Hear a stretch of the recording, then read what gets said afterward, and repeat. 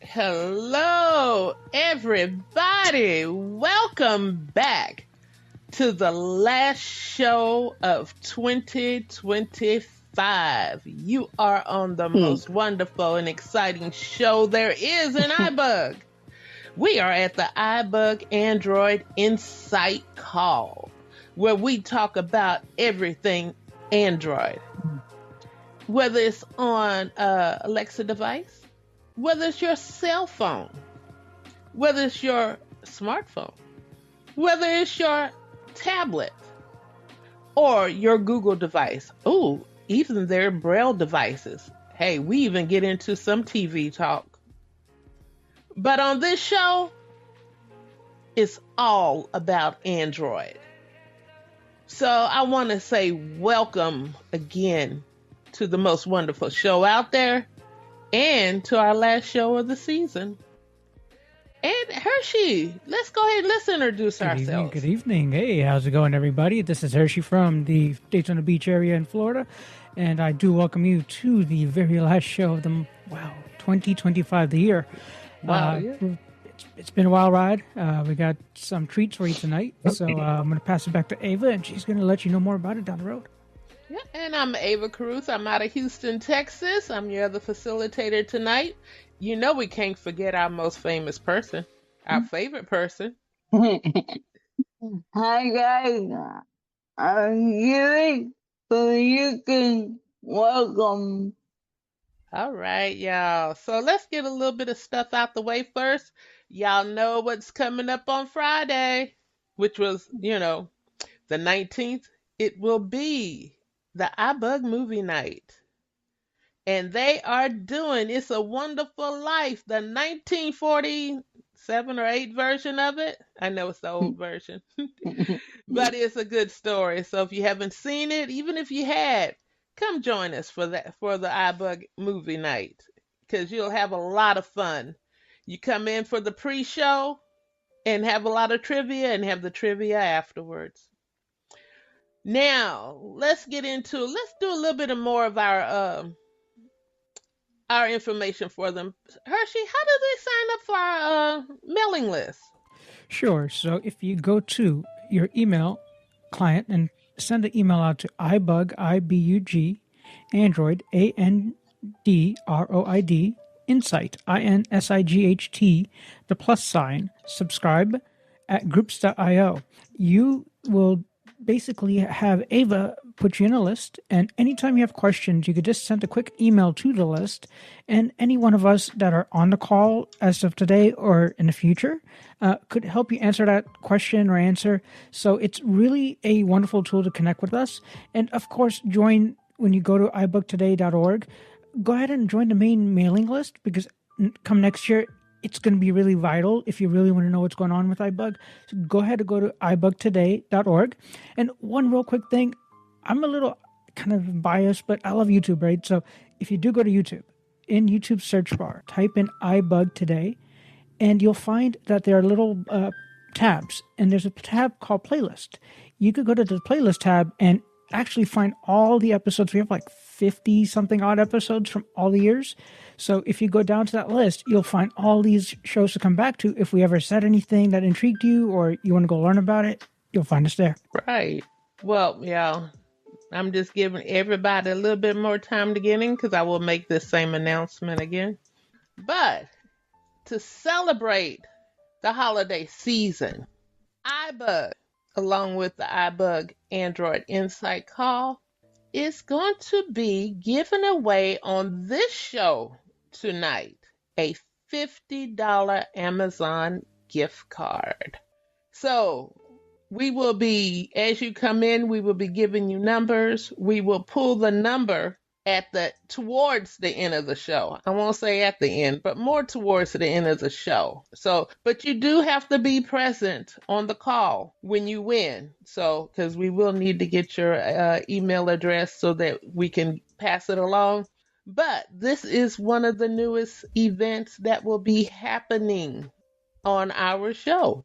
So we're going to kick off the holiday season with blessing somebody with a $50 Amazon gift card. So y'all just stay on the line and get ready to win. Hershey? That is some fantastic, fantastic news, and I really appreciate the iBug family. It is the holidays as it is. And so, Ava, if we're ready, should we get along with trying to get everybody introduced? Yes. A lot of new people. I see another familiar face over there. Okay, so one more time, just to repeat, we are gonna have each one of you introduce yourselves and let us know where you're coming in from, and then you'll be assigned a number. And with that number, at the end of the call or between the middle end of the call, as Ava told us, I will ask our good old friend Gemini to give us a random number between however many people are in this meeting. So stay tuned. Go ahead. No, and just remember, if you are a part of the iBug family, as in one of the facilitators for iBug, you are not allowed to participate. So that cuts us out, Julie and Hershey.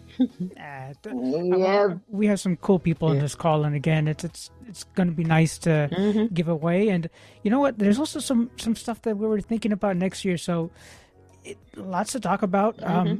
Let's just get it kicked off. So you want to introduce yourselves, people? Well, I could start if you want. Sure.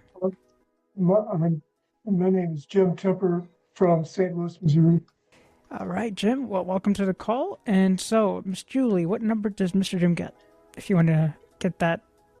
Can I ask you a question? Yes. I tried to copy the address that you gave, to get on. I'm on the mailing list, I guess, because I got the invitation for this one. Do I need to worry about that, or do I need to submit another request or submit another email to get on some kind of list? Do you understand my question? I definitely do. And a quick answer, just to kind of give you a quick one, is definitely you're already on a list. Is this that the main ibug.org list is you'll get to know more about what's going on overall with iBug. So that's why we were just letting participants know, because we're not getting the same emails as we were and at the end of 2025.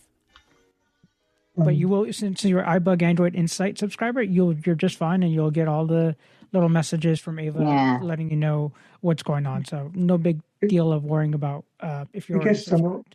I guess I'm okay. I'm going to mute myself now. Thank you. No problem. And Ava and I'm just Julie? numbering them as they come on and introduce themselves. So perfect. Ladies, then I'm going to go down the list. Keep on moving down the list, and we'll keep on moving to the next person, please. Go ahead and introduce yourself. Let us know where you're coming in from. And again, it's a quick holiday giveaway, so you can be assigned a number. And Ava or Julie will be getting the numbers assigned to you. In the middle and end of the call, you will have a random number for a $50 Amazon gift card. Thank you to the team at iBug Today family. And that is our holiday giveaway for you, our listeners and attendees. So go ahead with your introductions, please. Hey, everybody. My name is Al. I'm from Michigan. Can you hear me? Yes, I can. Hey, Al, welcome to the call. Okay. Hey, I've been, I'm an AT person, so I've had my feet in Android for a while, but I just actually took the plunge and switched full time about 4 months ago, and have a Pixel 9, liking it a lot so far. Fantastic. And this is your first time on this call, potentially? Yes, it is. Yep. Awesome. Well, thank you so much. And so where did you hear about us? Somebody posted it on Ramblio. I can't remember who it was now, but somebody there mentioned it. Fantastic. Good feedback. Thank you. That's a first one for me. So, and thank you for what you do as far as your profession with the access technology training. So thank you. Yeah, thanks. All right. Next person, please, if you want to let us know who you are and just where you're coming in from. This is Kevin Radliff from Austin, Texas. Welcome, Kevin. Thank you so much for coming month in, month out. Man, how many years can I count? 5. Ava, how many years is it going to be next year? 6 years? Yeah. Sorry. I think Kevin been here like almost that time. So I'm from Austin, Texas. What's up? Who's that? Austin, Texas? Go to Tim down there in Daytona. Okay, Google. What's the temperature? 66 degrees. 66. And cloudy. So we got that, Ava. You got your two numbers right there. Okay. Next up, please. Thank you for that little pause here. But next up, please introduce yourselves. Janice in Maryland. Hey, Miss Janice, what's going on? How you been? And thank you so much for coming. And again, you will be assigned a phone. You'll be assigned a number for the drawing with the $50 Amazon gift card. So thank you so much for always coming by and participating. Thank you. All right, next person, please. I'll jump in. This is Colby from North Carolina. First time attendee to the call. I'm so excited. Kind of decided to start diving into Android. Bought a Pixel 10 Pro XL, and I'm using it as a secondary device for the moment, but liking it so far, and I'm eager to listen and learn and ask questions. Thank you so much. And yeah, that sounds exciting. And what's your other, you're using Apple something? Yes. Yep. iOS kind of for my daily driver. What is that in particular? Just kind of curiosity of what to what you compare it with. So you have your 10 XL or 10 actually, you said? The 10 Pro XL, yes. 10 Pro XL. And then what's your iPhone? 17 Pro Max. Cool. Okay. Sometimes just to get screen size to screen size, camera to camera. That's a perfect comparison right there. So thank you for I'm excited to learn. I'm finding a slight learning curve between voiceover and talkback, and so just really eager to learn and ask questions and learn from the experts. Thank you so much for coming in. I really appreciate you. And again, as you heard, you'll be assigned a number for an Amazon $50 gift card coming soon. So stay tuned, and we'll keep on moving. And please, next person, please introduce yourselves.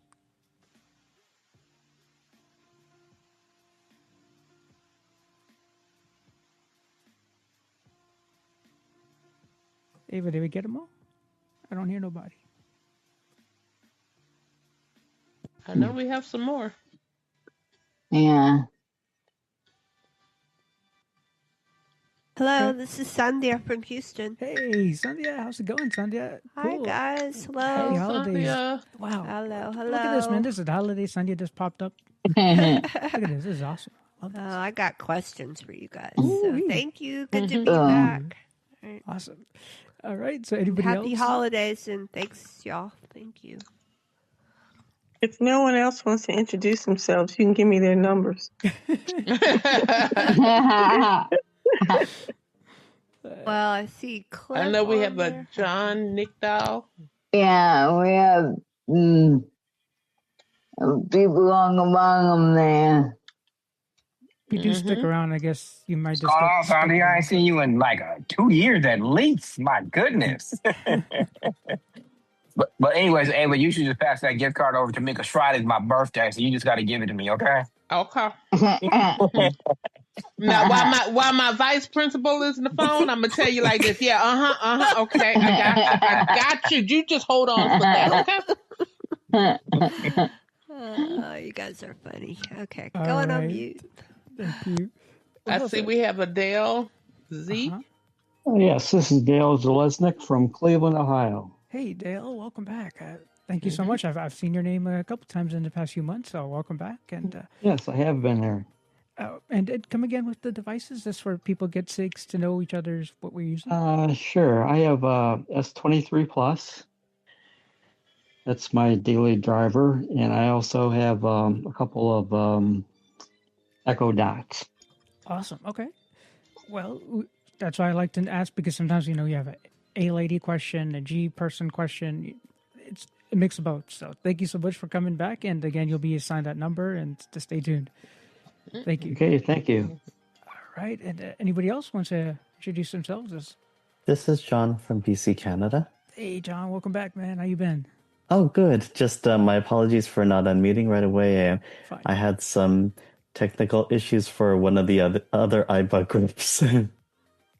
No worries. But always pleasure to have you on board. And I know you have also jumped between phones. Could you let us know what do you have? Because I think you play between both. Yeah, so I'm currently using an iPhone 14 Pro Max on iOS and a Pixel 9a on Android OS. Interesting. Okay. So that's why I said comparison. People may have questions later down the road. But thank you so much for coming. And again, you'll be assigned that number. So stay tuned. Glad to be here. Thank you. All right. Anybody else want to introduce themselves and let us know where you're coming in from? No, that's all we have on the list. All right. So far. So far. Mhm. So we will, sometime in the near future, we'll let you know if someone else comes in, just to kind of give a recap, and stay tuned till the end of the call, I hope. All right. So if anyone has a question, please jump in and ask your question, and we'll dive right in.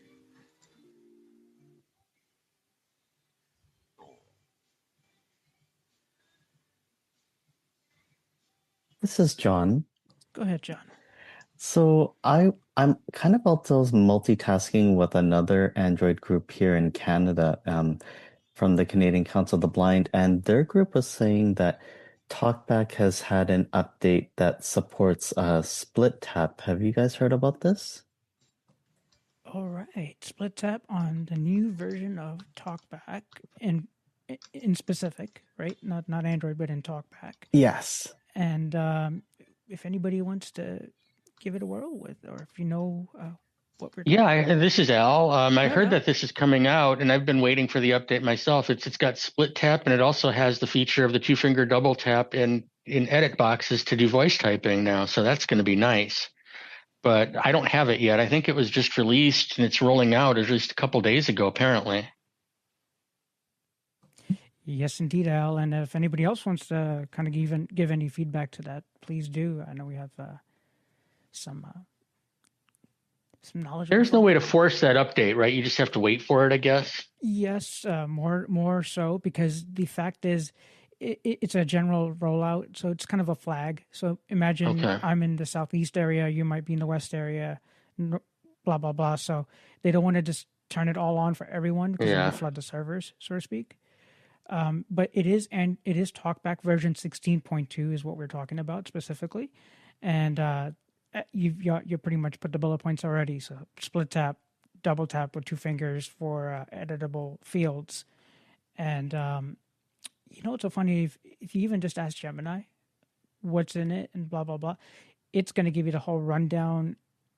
And it's weird because it started doing that way before I even had the feature or even heard about it. So I heard about the two-tap feature from Gemini.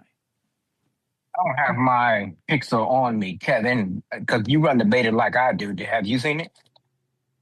Well, yes, you do not. This is Kevin. You do not have to run the beta as long as you have 16.2. It does work. I personally do not see the advantage over regular Explore by Touch, where you can put your finger on something and double tap anywhere on the screen to activate that item. So I really don't see what the difference is, but because it came from iOS first, people are making a big deal about it. But you could accomplish the same thing by putting your finger on Gmail and double tap. You can double tap the very top of the screen if you wanted to, and it would still do the same thing. Very interesting points there, Kevin. And to give an example for split tap, it's like using your pointer finger. You're going around by Explore by Touch, meaning you have your finger and you're trying to find what's on your screen. You then take your middle finger and you tap that finger.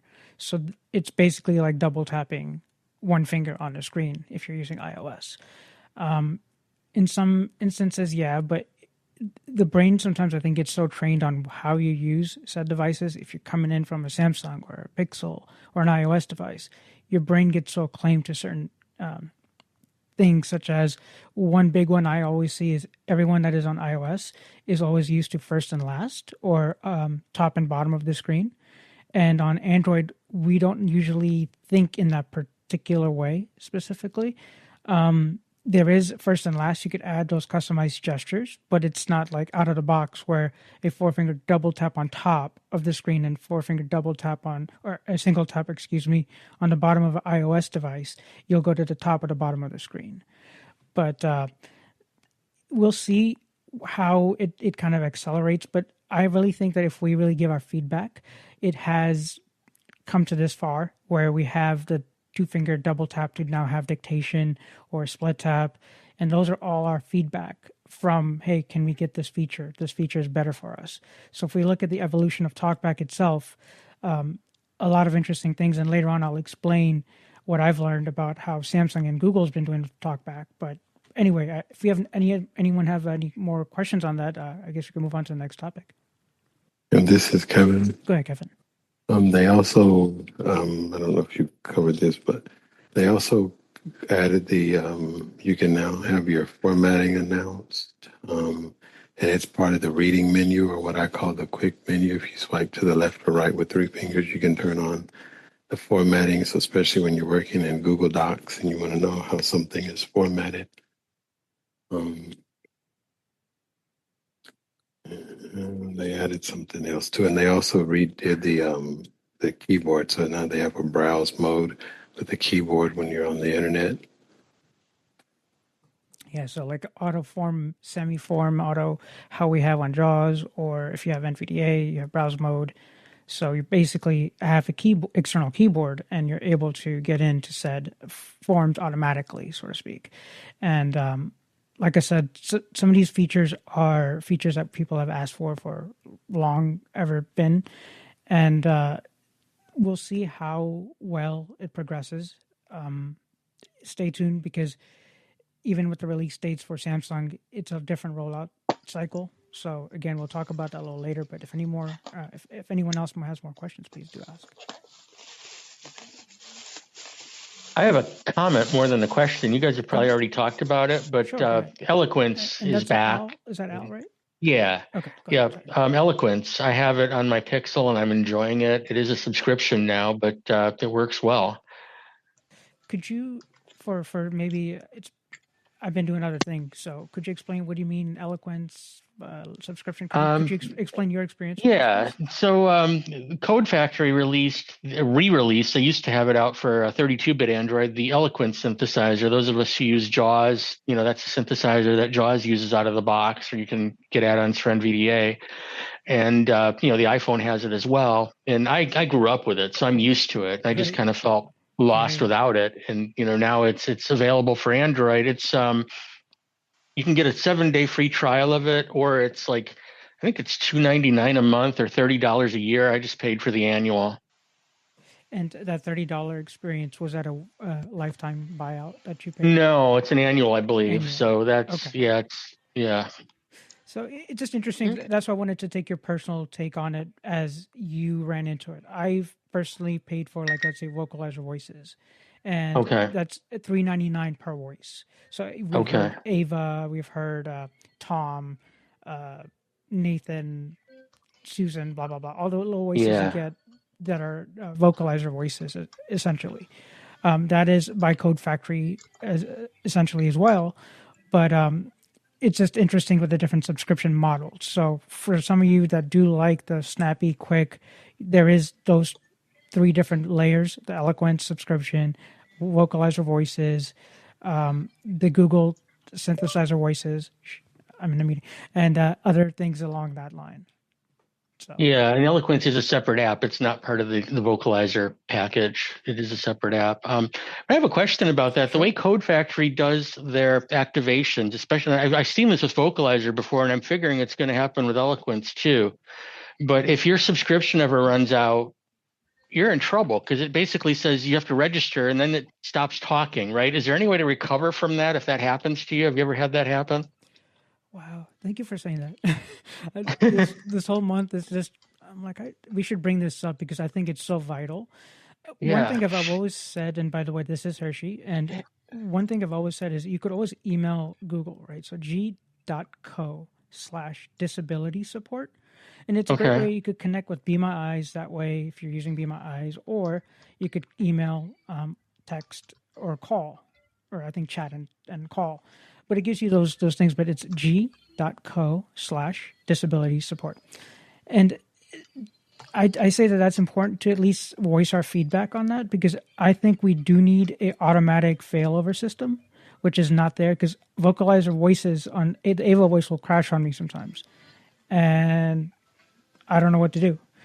Sometimes with my little vision, I could figure out, okay, that's the green button. That looks like restart. Okay, double tap. Okay, I'm restarted. Or tell Gemini restart, and then sometimes it'll take me to the shutdown menu. But it's eeny, meeny, miny, mo. I might hit SOS, which... that's you don't want to do that. That scares me. Hang on for a second, y'all. I need to make a quick announcement.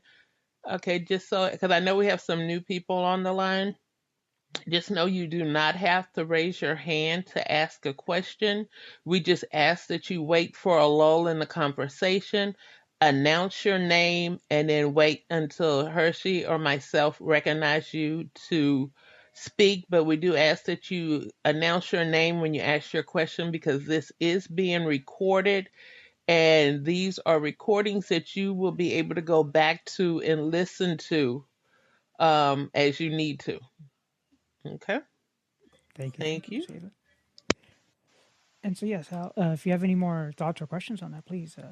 Yeah, I guess the only thing I would say is, I think that needs to be a two-pronged approach. We need to send that feedback to Google. We need the fail-safe system. And we also need to send feedback to Code Factory. I think they have every right to nag us to register the synth, but they should not be making it so you can't use your phone if a subscription is out. I agree because, again, to go back to vocalizer voices and eloquence, it's an app per se. On the app itself, it says you could pick a secondary voice or engine.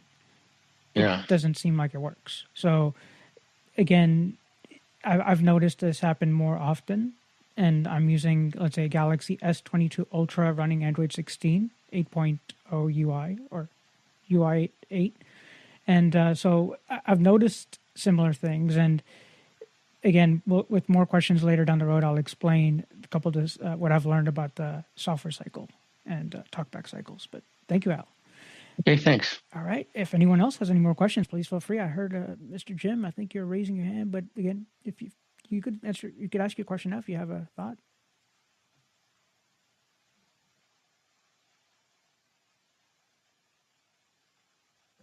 All right. Harshi, this is Janice. Can I squeeze in? Yes, go right. My question is, when I am in Gmail on my phone, it'll only show 99 emails, but I'm looking for an email from 2022.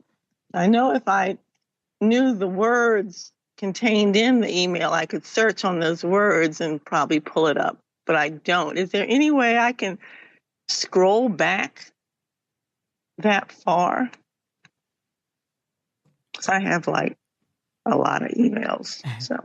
All right. Well, let's see what we got with the audience and see if we could get some insight on how we could figure out Gmail. If you have some email from 2022 or something, trying to go way back in Gmail on the app, how would you help Ms. Janice answer that?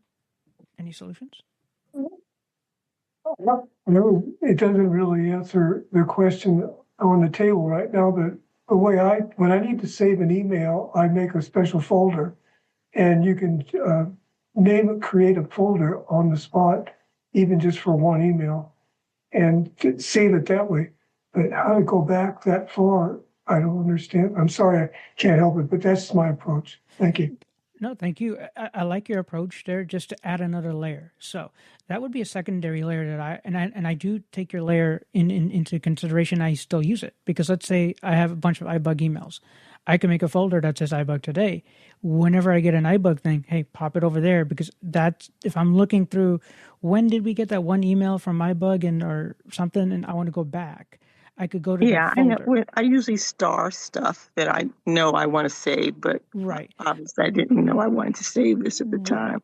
But my main approach here to help you, Ms. Janice, would be in the search engine criterion or whatnot. And there's also where you could see on the phone itself, I'm trying to remember if it says it like 1 through -100 or something like that. But you could go like previous and back and forth between cycle. Layers and layers of emails. But I would say on the phone it doesn't do that. It does that on the desktop. On the phone it just says at the bottom. If you sign in with the browser, you would get the same, probably the same buttons appear. I see what you're saying. So in case that, but I think the search criteria, because the search engine thing has changed on me so many times. Sometimes it used to be better. Sometimes it feels more difficult. Some days it's good days and bad days. Let's just put it that way. But I would definitely try to use the search bar as your friend, like emails from 2022, and see what it does. Because I know for, let's say, Google Photos, you could say, give me photos from 2022. And it's going to go back to the 2022 section and try not to give you other stuff So if I as a filter. open google.com, Well, on Gmail. is this, or I mean, Gmail search you're bar. saying if I go to Google and then go to mail, it'll look the same as it does on the desktop? If you go to your, open up a tab and then to sign in, go to gmail.com, you should have it open up in a browser, just like you would as anything go else. to gmail.com. Okay. And if you were I'll to try use that. the app, though, where with the search engine, you could try it out because, again, it's sometimes hit and miss with the search bar. It's gotten sometimes better and sometimes it gets worse, and now it's gotten better again. But if you, in the search criteria on the app itself, go ahead and type in emails from 2022 or what have you. Because now, the reason why I say this, now Gemini also puts its fingertips in the jar, in the cookie jar. So it may actually find it for you. Oh, because I thought that was only looking for things that Because are you noticed in that Gemini is email. in part of the app, This is right? Kevin. Go ahead, Kevin. Okay, so if you sign in to your Gmail account on your phone, I'm thinking that it is either going to kick you to the app or give you a mobile presentation of the site. You really have two choices, or two things that I do. So you can type in one or two of the words, and if it's a term or something that you want, you can put it in quotes and then drag up with two fingers, and that makes the getting back to 2022 or 2020 a lot easier because you've narrowed down the terms or the sender or whatever. The other thing that you can do is go in and do an advanced search and basically create a filter. And dates is one of the things that you can have. You can create a filter for. So you could do March of 2022 to June of 2022 and create a So filter. I can do that. Okay, that's what I think I want to do. So I do that by going to gmail.com. You can do this on the phone. When you do search, you can do advanced search. Now, it might find it easier to do on the computer, but once you create that filter, you'll be able to see those results on the phone as well if you save the filter. You create the filter. So is advanced search under the three vertical dots? Yeah, so yeah, when you have search, and there's sometimes it says search options, but search or advanced search or search options, and then it's going to say from, to, has the words, doesn't have the words, subject, all that other stuff. And it has a thing down there for, you can even sort by, you can create a filter for the size of the email, doesn't have attachments, has attachments. And then you go to the next page and you tell it what you want it to do with them. Do you want it to star them? Do you want it to always mark them as important? And so those are the two approaches that I take. Now, if you have Gemini, especially if you have Gemini Advanced, you can say, show me all my emails from 2022. And do I have to be in the Gmail app for it to say that? Oh, really? No. You can say, show me all my emails from 2022. So I have to have Gemini. So, I just have the Gemini from when it changed over from the Google Assistant. So what's Gemini? You just hold down your side. Just if you have like a Pixel phone, I mean, you can pay for it. It's like 19 something a year or something. If you have a Pixel phone, they give it to you for free with the Pixel 9 and 10. But I don't think you have to have advanced to do that. To create a summary, or to show emails from a certain time. Okay, I'll try that too. Thank you. Thank you very much. And just to kind of add on top, the cherry on top to that, so on the Gmail app, you will see, if you swipe right with TalkBack, you will see Gemini there too. So if there's permissions and stuff, give it that permission. Then it's going to be able to help you as well. It can help you. So summarizations or sometimes, I mean, to give my honest feedback is I feel weird using it because am I cheating? It almost feels like that because you're not writing it, but I'm talking. So it's sometimes better where you could talk your thoughts through and say, I want to give this bullet point, I want to talk about these items. And it's going to help you at least format the visualization for the people that look at it visually. And so it is definitely a powerful tool. And then, as you mentioned, from Assistant to now Gemini. And with your new speakers or anything moving forward, the Google Assistant has retired, and Google Gemini is now in charge. Google Gemini does have a feature now that if you want to talk to it live, you would have to pay some kind of subscription fee. However, asking it again the different levels of questions, it's still going to work for your normal day-to-day routines. But if you wanted to talk to it continuously like you would on your phone, then you'd pay that extra money. As Kevin also alluded, Pixel 9 and above and whatnot, you do get 1 year of Gemini Pro. And again, there's some cool features for it where it's faster. So it has like think mode, where it will literally draft up by bar charts and all kinds of crazinesses and give you a whole report if you really wanted to. You could say, give me a vacation report, and it will really go in depth and give you economics to every little detail. So definitely a powerful tool. It is available on Samsung devices. It is available on Pixel devices, as I mentioned. And say if I have two phones, it doesn't make a difference because a Pixel got it. I'm signed in with the same account. So I could talk to it, but if I'm on my Samsung phone to, let's say, the Pixel phone, I would go to my recent tab or go to the Gemini app.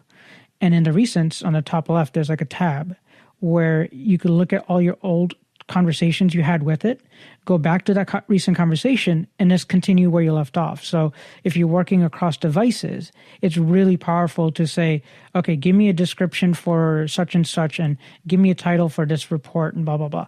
And it will give you at least better adjectives or words to use for it. So if you want to know more about it, please feel free to ask more questions, but I'll open up the stage back to y'all.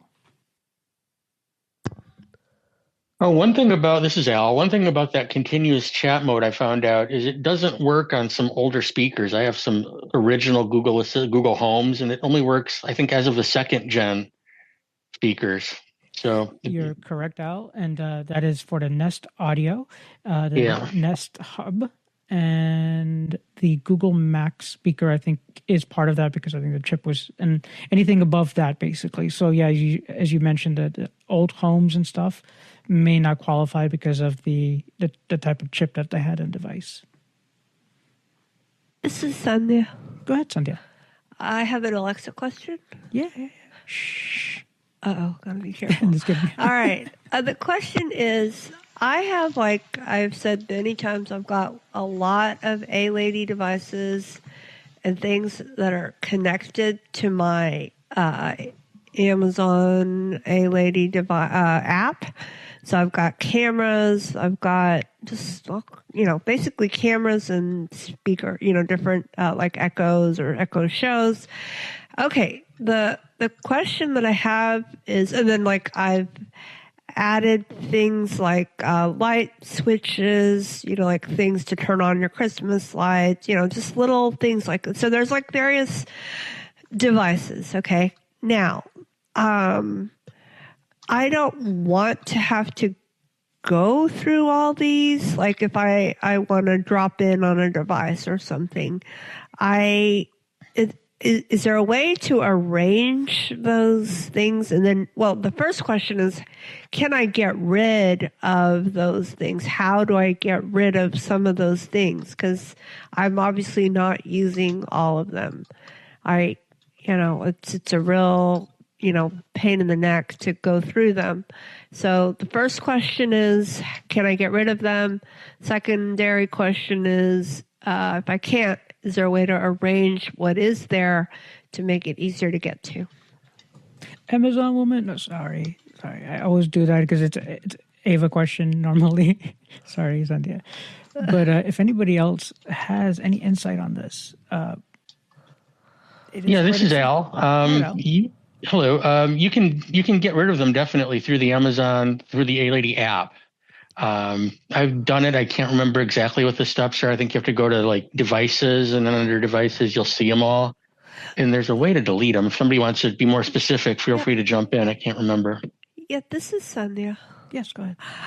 Yeah, I have tried that, but then I don't know. They seem to like come back. It's like I have deleted, and there are a lot of them. I don't know if they're proliferating or what, multiplying. I don't know where they're. I mean, so I had some network issues, so then I had to reconnect, and then it found like 47 devices, which I know that can't be right. It can't be right. I don't think that's right, but so I've got, there's like old printers on there. I mean, so it's a real mess. It's a mess. So, okay. I have tried the delete option, and I mean, would deregistering it help? Or any thoughts? Yeah, if you deregister the devices, I think that's basically getting rid of. Now, it will, if they're still really there, it will auto-discover them again, I think. So that's the thing. They have to really be gone physically off your network. Well, this is something.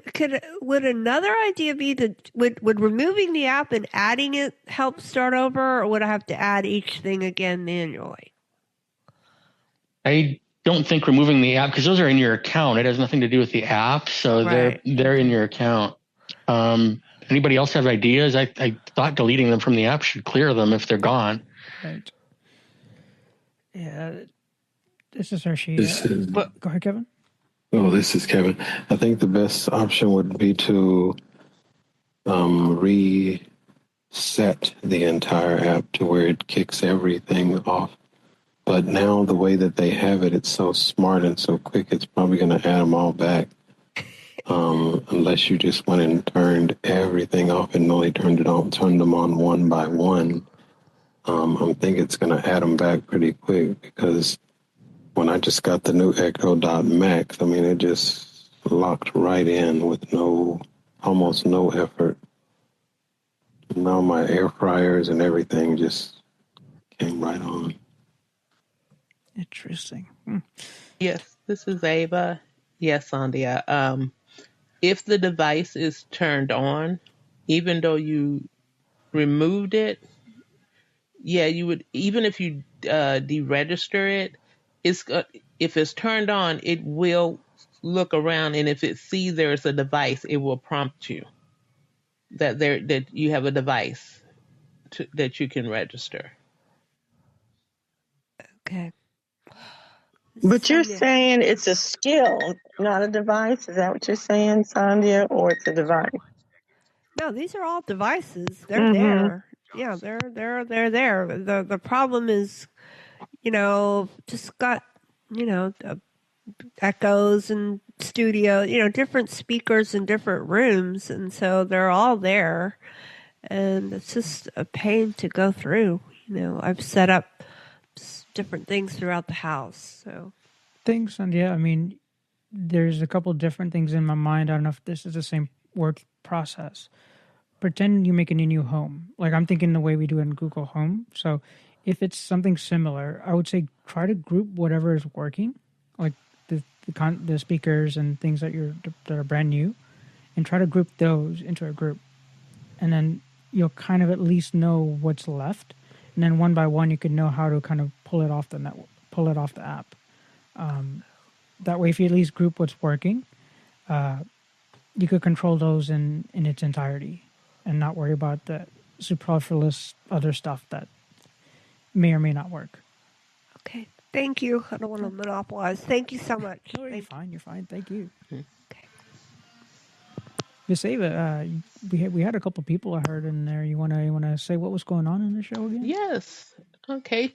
For the new people who have come on our show, welcome to our last show of the year, and iBug has graciously donated to the iBug Android Insight Call a $50 holiday gift card to Amazon.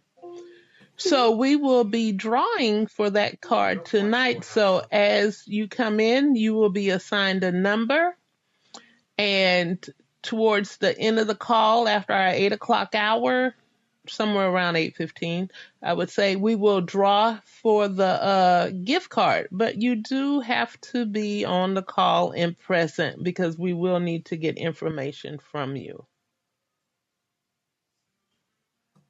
All right. Thank you, Ms. Ava. So if anybody else has more questions, we could jump right back into the questions.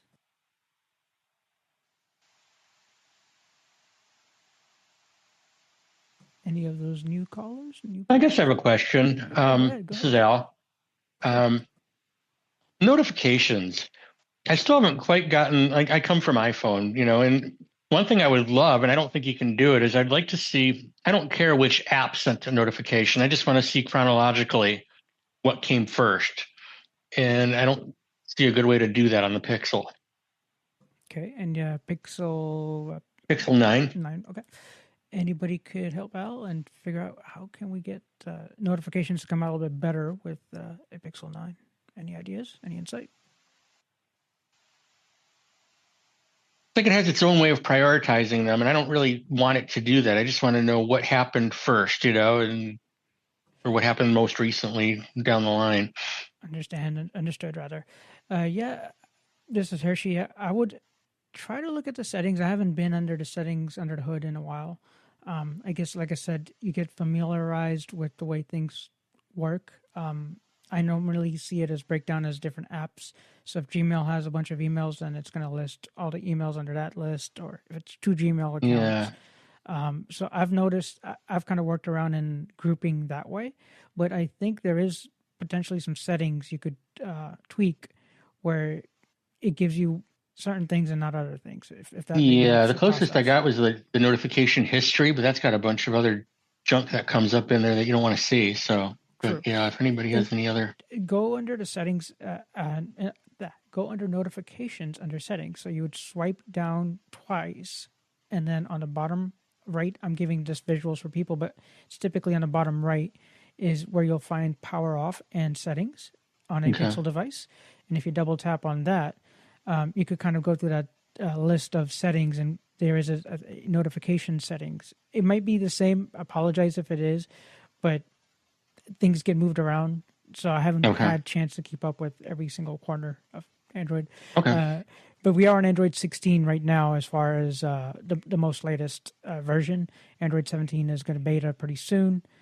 And, thanks for bringing this question to the point where I could explain between Samsung and Google. Google TalkBack is updated when TalkBack is updated. So right now we're at version 16.2. That's what's getting rolled out. And Samsung is not going to have those new features. However, whenever their 8.5 or 9.0 One UI update comes out, that bundle will come into that. So when I even talked it out with Gemini and I did some research looking around, TalkBack seems to be getting bundled every year. So TalkBack is a yearly update for the major update, is what it feels like, especially with my old phone from the S22 Ultra, how I've been just monitoring and paying attention to the cycle. And then to the Pixel devices, when they finish up from like 16 or 16.2 as is out now, they're going to push it out. So it does not rely on the Android version that your phone runs. So give example, my Samsung Galaxy S22 Ultra is running Android 16. It's the last system update. In the future, I'll get security patches till 2026. I'll get a feature update of the One UI 8.5. But I'm pretty much done with my operating system updates. So when we look at the phones for the future, they have 6 to 7 years of update cycles. So new Pixels, new Samsungs, there's not a lot to worry about. If you are considering it's the holidays, let me go grab me a new phone and or update your old phones. I mean, I've heard already the 10 XL mentioned earlier. They're really, really powerful. And if you're utilizing Gemini and all these other tools, it could be a really sleek tool. So thank you, Al, for that question. And if you have more questions, please feel free.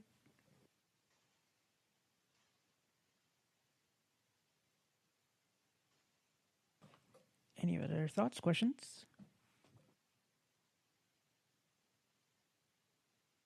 I guess one other thing, maybe this is a good time for pros and cons of the Pixel versus the Samsung ecosystem. What do you like better about each and why? Fantastic question. All right, we're going to let the audience answer on this one for sure. So, audience, what do you think? Give some insight. That's going to be please. depending on who you ask. Well, sir, you spoke right up, sir. You're the gentleman from Austin, Texas. Go right on ahead, sir. Yeah, this is Cliff. Cliff. I don't like The reason why we make fun of Cliff here because he's a man of many versatile skills. So he might go iOS one day. He might have Samsung the other day. You're right. Oh, I know Cliff from Bits. We make fun of him there too. So yeah. So I mean, I left my Pixel at home today, but I'm at home now. But yeah, I mean, some say the Samsungs are slower, or I'm sorry, are faster than the Pixel. I don't see it because my daughter had the S25 and I played with both of them. And to me, TalkBack was a little snappier. But I also have the Pixel 10 now. At the time, I had the 9, but I have the Pixel 10 Pro now, which is using Google's own processor. So to me, I don't know. Maybe I'm just biased because I use a Pixel and I get everything that Google pushes out. And to me, I was, trained by somebody who knows some knowledge about the Pixel. He knows who he is. But I mean, I don't know. To me, he probably would be a better person because he has two of them. Kevin, the 7, the Samsung, and the Pixel. So I mean, I really don't care for the Samsung, but he might have some pros for the Samsung, but I don't. All right, we got some name called out. Would you like to say something, sir? Maybe not. Nope. No comments from him, Mr. Cliff. Sorry. Maybe a little later. Well, this is Kevin. I really don't. I mean, I am Pixel fan. That's my preference. But I do have both. I make sure that I always have both. The advantages on either side probably are slight. Samsung has things like pressing the volume up to answer the phone. They have a built-in voice labeler, a very good voice recorder. Sometimes I prefer their email app over Gmail, but Pixel, I mean, you get, you don't have to worry about the carrier, so you get day one upgrades, TalkBack upgrades as soon as they're pushed, and a lot of Pixel exclusive features, feature drops. But I mean, and Samsung in some ways, and sometimes this comes over to the accessibility side, Samsung is more trying to be the, I guess, iPhone of Android, or to try to make those who have both or want to switch for it to be an easier process. Interesting. Okay, so one of the differences is the assistant, right? If you press the side button on a Samsung, how useful is that assistant compared to Gemini? Now, you don't get Gemini on the Samsung when you do that, right? Well, now they've went back home, right, in a way. So now they're partnering up with Google, maybe until they get Bixby to where they want it to be. But yeah, now if you have a flagship phone or some of the mid-range phones, or even on my A25, when I press the side key, I get Gemini. Okay. Hey, Hal. So this is Hershey.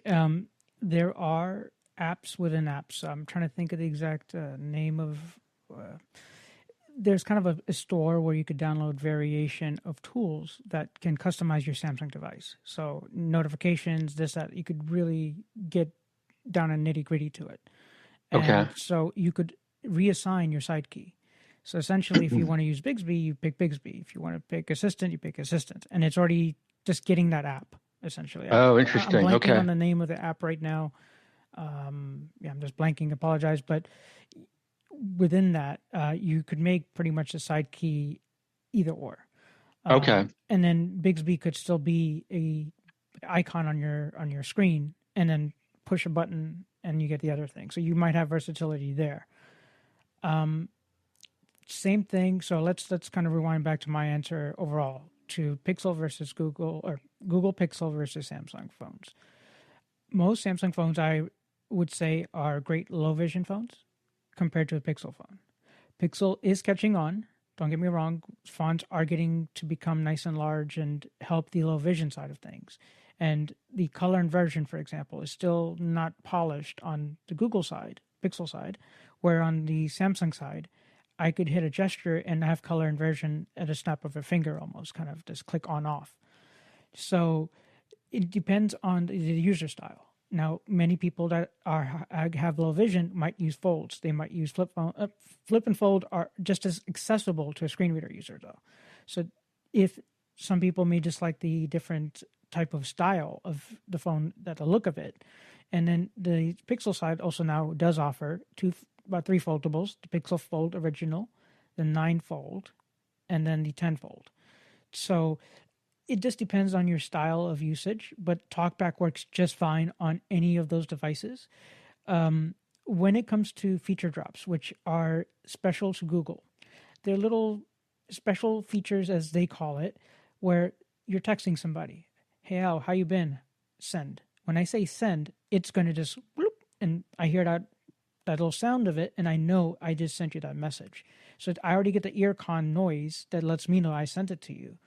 And having that little quick send helps you where you don't have to go fiddling on your screen to find that send button. Is it available on a Samsung phone? No, because it's not a Samsung feature drop, right? So Samsung has its cool things like Bixby, as we called it earlier. Bixby has these little features that are just as great to have, like Explore by Touch and things. But if you put it down to both phones, you could have Google Lookout Assisted Vision for an app. So if you're looking for a quick text reader, document reader, currency reader, you go to India and you want to go read the Indian currency, you got an app. You're in UK and you want to read the British pound, you got an app. So having something like that, seeing AI, Be My Eyes, maybe even throw Ira on top, there's a lot of versatility between both. Is the camera better than one and the other? It depends. The battery is a little bit larger, found on Samsung phones. Typically, the 4XL, 10X, excuse me, not 4XL, the 10XL, for example, I would rather buy, even though I'm low vision or blind totally, because of the battery. Because a smaller device has a smaller battery in turn. So you're kind of giving and trading your options. What are the costs between the two? Let's call it about 1800s for flip phones or foldables on Pixel side. 1100s for like a 10XL.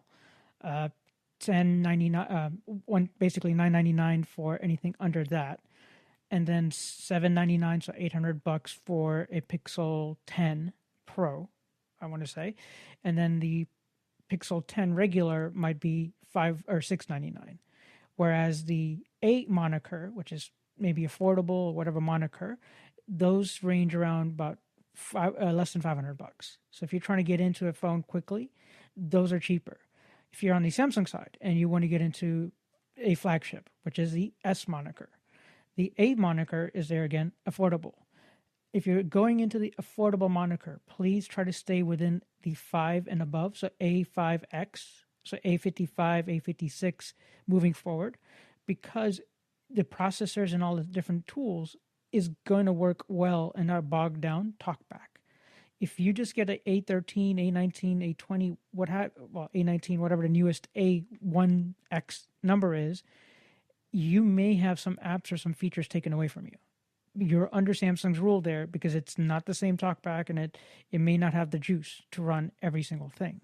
So it's always recommended, if you are within the thought of buying, stay at least A50. The A30 something models aren't bad, but they will eventually have lesser life value for you, or cycle of life on it, because of the processor and the need for all these new apps to have all this juice. So overall, they're both going to have like I said, TalkBack is going to come in on both phones. Color inversion, all these little apps. The only difference is TalkBack is on Google Pixel, which is by the Play Store. And the Galaxy Store is where you get the TalkBack for Samsung. As I mentioned earlier in the show, it's every year for Samsung, it looks like, and it's whenever TalkBack gets baked on the Google side. So hopefully that helps, Al. Yeah, just one real quick point, and then I'm happy to move on. But so what I'm hearing, if I have a user ask me, what should I get, a Pixel or a Samsung? If they're low vision, they might want to definitely consider the Samsung. But for the most part, I would probably want to go Pixel, right? All the way. Okay, good. Yeah, I mean, just as my own take on it, I love the little comforts that Samsung has. As we mentioned, volume up answers a call, power button ends a call. That to me is more tactily. I'm just so used to that.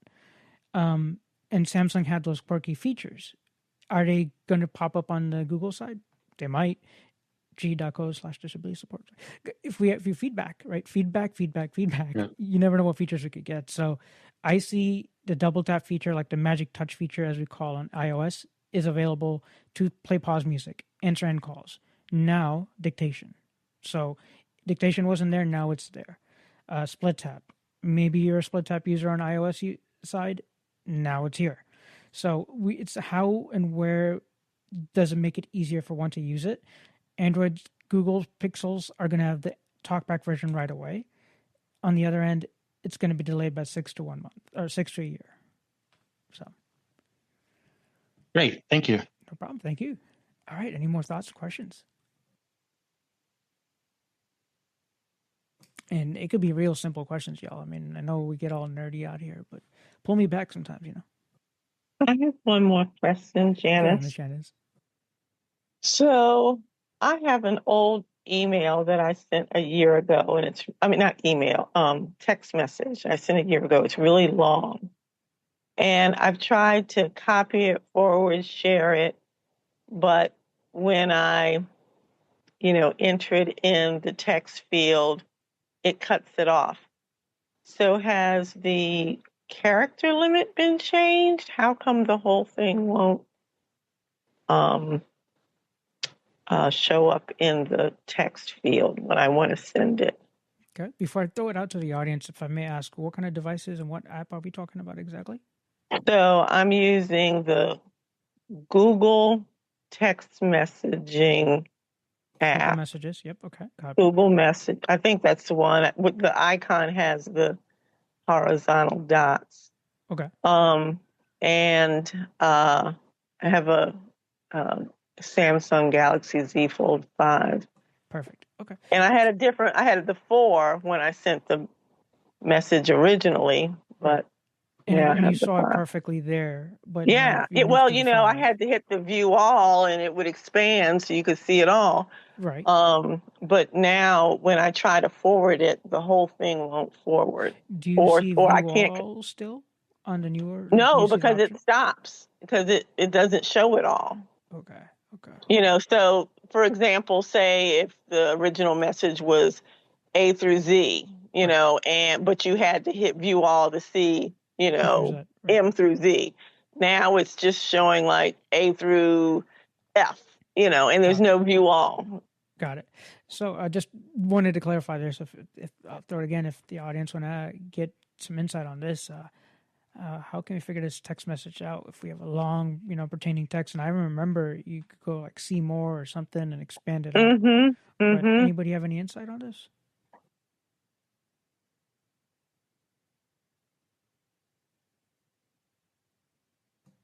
Not hearing any. I don't know. This is Kevin. Go ahead, Kevin. Are you copying and pasting or using the forward option? I've tried all three. I've tried copying, I've tried sharing, I've tried forwarding, and they all cut the message off. Do you hear the Are you ever able to see the rest of the message, or you just remember that there was more? Oh, I just know. I mean, because I can look at what it was, and I'm looking at what I'm pasting or forwarding or sharing into the field, and I see that it's not all there. And it's usually like stopping in the middle of a sentence or something. So you can see it before you paste it, but it's just not pasting all. Correct.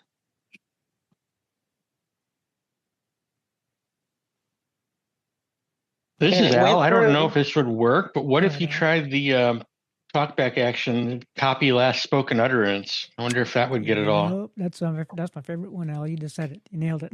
Copy last spoken utterance. So it's a last I don't spoken phrase. It's utterance was the old terminology on Samsung phones and or TalkBack, I believe. But it's copy last spoken phrase is what we're looking for. So what I was going to ask to kind of clarify, if you're using TalkBack, because I know you sometimes do not use TalkBack, and if I you don't were, use TalkBack. or even if you were to use Select to Speak, Mhm. imagine you were using TalkBack. You wanted to copy that message at least. This is where tools, even if you don't use them every day, you flick it on. Okay, so if I use Select to Speak, okay. I don't know if Select to Speak will work the same way, but let me give you the TalkBack methodology at least. So TalkBack is turned on. Now TalkBack, whatever it speaks, is gonna copy anything that it speaks. So it could be like Sandhya asked a Amazon Alexa question. That could have been in the transcript, right? But it's just that I wanted to pick out Sandhya's name because I wanted to know her name of her spelling or name of the spelling or something, right? So I could literally go do that by copying that last spoken phrase because it said that line to me, for example. Sorry, Sandhya, I had to use the example, but giving that if you have TalkBack on and you hear the entire message, because it's going to babble away the whole thing. If you hear it in its complete sentence, you could typically tap on the screen with 3 fingers, and it's set in that list in the TalkBack menu, they call it. You should hear copy last spoken phrase. If it's not there, if you want to add it to your repertoire of TalkBack gestures, I use it as a swipe down and right. Swipe down and right also opens up TalkBack, but that's redundant because to open up TalkBack menu, you just tap with 3 fingers on the screen. So it's redundant of a gesture. So I use swipe down and right because it's using 1 finger. I feel like a ninja when I do it because then it says copied last spoken phrase. Now, between the keyboards I use Gboard compared to Samsung keyboard. So if you are still liking the Samsung style keyboard, so be it. But if you do use the Gboard's clipboard feature is so powerful because anything it said, it will break it down for me. So if you gave me your email address and it said, Jana said blah, blah, blah at AOL.com/blah, blah, blah. I just wanted that AOL.com part. So it'll basically snip out just that blah, blah, blah at AOL.com piece. So it's easy for me to copy or email somebody, making productivity faster. So again, you could turn on TalkBack, copy last spoken phrase. Once that's copied, it's going to be in your clipboard. So how do you get to your clipboard? You're going to go to, let's say, your email. In the body of the email, you double tap or you tap on the, your subject where you get the keyboard to pop up. And above in the keyboard, open up the features. There's a button all the way to the left that says open up more features or something like that. It will, if you swipe to the right, you'll get to the clipboard. And in that clipboard, like I said, if you have the clipboard turned on, it will copy all that type of information. It makes life so much more easier just to get, you're in Discord, you're in another app, you're in an email, it doesn't matter where you are. If you could make it talk it, if you could make it say it, you could copy it. So it's a powerful feature in TalkBack. Maybe that might be a workaround for you. Select to Speak may work around the same way. But the only other thing is, because as you said, you're doing it visually. I don't know if there is a more button and maybe you're not seeing the more button visually. Secondary, the more button and stuff might be disappeared. So what you may go try just to test is go to your display settings, swipe down to your notifications on a Samsung device specifically. Top right-hand corner, you'll find the settings button. Go to settings, then display. And then in display, turn your screen font lower to rather than the extra large size. Sometimes we get. And that's what I think it might be. Because if you just change your font to this, there's 2 pieces there. There's one that says font, and then one that says window.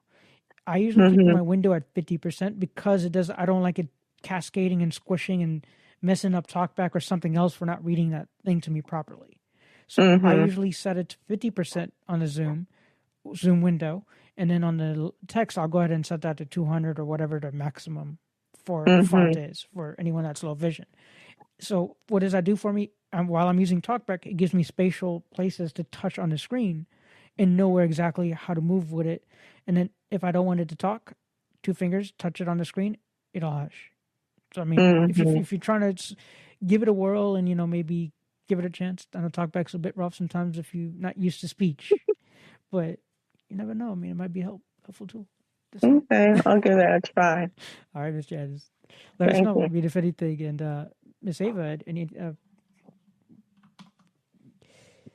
any other announcements?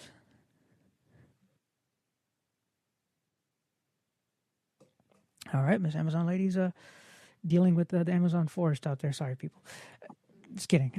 We call her Miss Ava, but A in Amazon, so Miss A, Miss Lady A. But if anyone has more questions, please feel free, and we will be soon getting down to announcing the random number with which we will be giving away the $50 Amazon gift card, thanks to the iBug Today team family.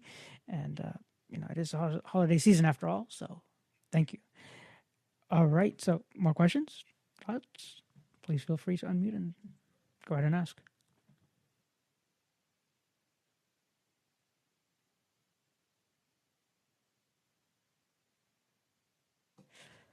All right, I'm not really hearing any. So, when it comes to things that I learned, like I said, between Gemini and the different tools, know that between the new features with Gemini and such, that you do have a lot of things baked in, so to speak. Like if you needed to make videos or something like that, even as blind creators or blind individuals, if we start getting really good at prompting it, the AKA assistant or Gemini or the AI, there's so much that we could really encapsulate. So, for example, if we wanted to have it audio describe a screen, we could literally have it do a live share on the screen and say, okay, well, I'm watching this video. Can you describe what's on the screen? And to me, that in its own is such a valuable tool, because sometimes we may get left out because the developer didn't give us that feature, or we're trying to figure out what's a workaround to get past the challenges of vision loss, essentially. So know that even with the Gemini being that it's out, it is assistant. It is what it is, meaning that it the way you train it is the way it's going to be useful for you. If you don't want to use it, by all means, you don't have to. But to turn on and off my lights simply, or to turn on and off the air conditioner, all of those little small things are part of the ecosystem, and that's what's making Gemini really powerful. Sandia actually asked a question earlier: how can I have one thing turn on and off simultaneously? And this is what Gemini is trying to conquer. So if I'm in my room in here, it's going to know I'm in this room and not down the hall in another room, and it shouldn't turn on and off the lights in this room, even though I said turn on the lights, right? So having smarts like that and having the ability to, again, assist us with even within TalkBack. I don't know if you have used the describe image feature in TalkBack, but it's available in Google Assisted Vision as well as in TalkBack. So you could have it describe your screen. You could have it describe an image or an icon. And what becomes powerful is to extract that type of text. Again, copying last spoken phrase is one of my favorite tools, because how do I go about with if I have to do work? I could say, hey, can you give me a description? And if it gave me a whole awesome description, how do I copy it? Well, it says, oh, well, here, Hershey, I could give you this way. When you do that, this way, the way to copy that information is sometimes more difficult because it spoke that extra text, right? Because you're using TalkBack. So what I do is I have it repeat it myself. Please give me just the text. So now it's given me all the text, all the formatting, and I could copy all that formatted text and then go put it in my work, put it into a description, put it into a Word document, and have better work that I could do better. But I hear Miss Ava, so Miss Ava, Yes. you wanna say some? Well, no, because we've made it to 8:15. I see we have some people dropping out on us, but I want to go ahead and let's do the holiday card drawing. Ooh, yeah. And it will be from 1 to 9. No, 1 to 8. 1 No, to well, 8. just leave it at 1 to 10 because I haven't removed the other two. Kevin dropped out and then Jim dropped out. So, Okay. so 1 to 10. Okay. So as we were talking about Gemini, sorry, there's no advertising here. It's just a tool we're using right now. But I'm going to go ahead and ask Gemini between 1 to 10 to give me a random number. So, okay, Google, give me a random number from 1 to 10. 1. I heard 1. 1? I heard 1. Ooh. Let me do it again. Do it 3 times. Up to y'all. No. Y'all, the audience. I heard 1. I don't think he want. He may not like that. I'm trying to see if he's still on here. All right. Well, our winner is Jim T. All right. Congratulations. Happy holidays. It's that's really quite a number one is my lucky number, I guess. Thank Yeah, you. you were You number all one. heard it. I mean, it's going to be recorded. It's on the recording. Yes. Yep, Kevin jumped back in. All right, so Jim, as soon as we stop recording, I will get your email address so I can email it to our to iBug, and they will get back with you with the card. Okay. Okay, that's exciting. It's well, thank you very much. That's great. I'm speechless. Yep, and this is your first time to our show? No, No, you've been here especially before. Android. Okay. It seems like everybody has an iPhone, so I really try to learn as much as I can when something's available for Android. Okay. Well, congratulations on the win. Yeah, congratulations. Thank you. Well, thank you very much. Well, and just to let everybody else know, this is not the only one we will be doing. In 2026, you need to be signed up on our iBug Android Insight list because when we do the next one, we will email it out to let you know we will be doing another drawing. So just know iBug is sponsoring us for a few, well, I'd say about a few more drawings throughout the year for 2026. And I will give y'all the one date I know for sure will be our anniversary date in June. So you really want to be here for that one. How many years is that? I counted 6 years. Yep, 6 years. 6 years. Wow. Yep. Wow. Yep. And I'll give you the email address once more time if anyone hasn't written it. I know we have a couple new callers, so please do join along and would love your questions and thoughts. So it is iBug, IBUG, Android, ANDROID, Insight, INSIGHT, the plus sign, at groups, GROUPS.io. Send a blank email. Ava will get you on board. And then if you have questions, you send basically your questions on the list between now and the end of every month when we have our call, which is every third Wednesday. You'll be able to connect with any of us that are monitoring, maybe someone that was on the call. Kevin's always been a great help. Thank you so much, Kevin. Thank you to Cliff and some of our old listeners. It's a couple of names I haven't seen tonight, but again, happy holidays to literally everybody that has given us the momentum, and you guys just show up with the questions, right? So, and you inspire by giving us thought by what can we bring to you next. If we could figure out more guests to bring to the table, maybe 2026, I'll try to go, knock on some doors and bring some guests to the table so we could go ask questions to those specific companies and see what we could get into. But with that said, Miss Ava, let's go jump back into maybe one or more couple questions, I think. We have time for about one or two more questions. Yeah.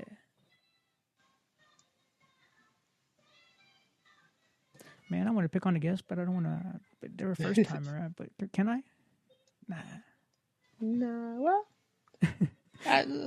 I just hope they learn because I had a lot of questions in there earlier. They were excited to learn, and that doesn't. On that address that you gave out, you said plus@groups.io. Yes. And It's with plus that subscribe. is that Oh, subscribe. ampersand? Excuse me. So, the IBUGANDROID Yeah. Insight INSIGHT, and then the plus sign, and then subscribe SUBSCRIBE at groups.io. Okay, now plus sign, and then is it an ampersand with a circle with an A around it? An A No, with a circle? after the plus sign, it's subscribe. Yeah, and then it And says, then at, you said yes. at Then the at groups. sign, exactly. The at Oh, with it's the an at, squiggly. it's like an A with a circle around it? Exactly. Shift 2 or. Okay. Yep. At groups.io. That is correct. Okay, now I got it. Thank you. No problem. Thank you. And just know you can always go to our YouTube site or even to ibugtoday.org and go to the iBug Android Insight tab and listen to all of our past shows as well. Very true story. And like for some of y'all that are new, well, I'll shout it out this way. For North Carolina and everybody else, all the new states that always come up here and showing out, I appreciate you. But we do also offer free movie nights on every Friday. So you don't have to be in Texas to get the services. It's free services to whomever wants it, kind of thing. And if you want to kind of join in, watch a movie, what have you, Friday nights are movie nights. And then we have a Apple call, which is our buzz call on Monday nights. With that said, we also do have a Trekkie Talk on Thursdays if you're into Star Trek. So do look out on our website for that kind of information. We do have a book club as well. So if you're into your reading and want to discuss about a specific book, you could read the book that the club is reading and then discuss it, so to speak. So they're fantastic little things. And then if you're into learning about Macs, we also do have the Mac classes that our wonderful hosts Herbie and Chanel have over there. So if you're trying to learn your Mac skills, typically I think those are on Tuesdays. And so, there's a little bit of everything for everybody. With Android, I know sometimes there's so many things to learn because we have the A lady, the G thing, that thing, but we try our best to answer anything and everything best as to our ability. But just remember, you could always email us and ask any questions there too. So if you have any more questions, go ahead. And just like with all the things Hershey has mentioned about what's going on with iBug, even if you forget what we're saying, just go to ibugtoday.org. You will find the list up there. And if you have not signed up on there, you can always sign up on ibugtoday.org and you will get the monthly newsletter from them about what's going on that month, what day it's going on. And that way you can always stay in contact with us to know what's happening with iBug. Interesting story there. If you really want to know what's up with Tanzania, Mount Kilimanjaro or something. One of our leaders, leadership from our team here, Michael McCulloch, actually just went there. So there's some interesting little tidbits. So there's not only tech. There are some lifestyle things that happens on the weekend. The cafe sometimes does a deeper dive into apps. So one thing, let's say with Sri and I, we got to help out a team out in Texas. And just to give you a little recap, one thing that I could say as a takeaway, Rotor to TalkBack's reading controls, the same exact thing. You could take, like, for example, a thumb on the rotor and then draw a circle around it. That spins the rotor, right? On TalkBack, you could take your 3 fingers, swipe up, swipe right, swipe down, or left, and that's kind of going the same direction. So either up or down or left or right, but it's still like spinning a rotor. What is in a rotor? What is in TalkBack reading controls? Characters, words, paragraphs, things like that. So there's a lot of similarities that we have, and just know that we always just want to engage with more things that we could have accessible to us. So there are a lot of common things, but just know that there are a lot of more similarities than we think that they are. And it is the end of the year coming here, but don't worry, next year we'll definitely dive into more things that you want to know. If you have more thoughts, I please do encourage you to write us and let us know. What do you want to know? I could go do some research for you. So I'm here because of you. It's been 6 years. And thank you, Ava. Thank you, Julie, for what y'all done for me to, keep my momentum going. Thank you, Sandhya, as well, for this opportunity for this whole establishment. So thank you so much to the iBug team. Yep. And since we are down to our last few minutes, I just want to throw in that reminder, It's a Wonderful Life, which will be Friday night's iBug movie. If you've never seen it, it's fun. And if you have seen it, it's even more fun with the audio description. So I want to say thank y'all for coming. And our next show will be in January. So, Wow. yep. I don't even have that. Hang on. Amazon. When is the third Wednesday in January 2026? Showing off. Sorry. You told me it didn't know that. Wait, I'll get Hey, it. Google, Okay. what is the third Wednesday of January? I think it's the 21st. Yeah, it's the 21st. All right. So y'all know 21st. January 21st, we will be back here, same time, same. But be watchful on the email list. I don't overload us with everything. I'm careful about what people send in. We've been getting a lot of spam stuff about doing apps and everything. But I do send out what I think is important to us, whether it's Alexa, whether it's Android, dealing with Android. So if there's anything that I send that you're not comfortable with, or you just think like, no, just shoot an email back and let me know. But I try to send out important information, even whenever when Google and Samsung drop their new products. When we know those are coming out, I would do much better with getting those out to us, as well as Amazon days, so that as a community we can stay up on what's going on, even with the information on AI. And as I have found out information that I think would be, even stuff I think is just funny about our products. I think, I must be sending that out in the new year. So just like Hershey said, if y'all have an idea or y'all would like a demonstration on the show, just shoot us an email in between shows so we can get it prepared and we can do a demonstration.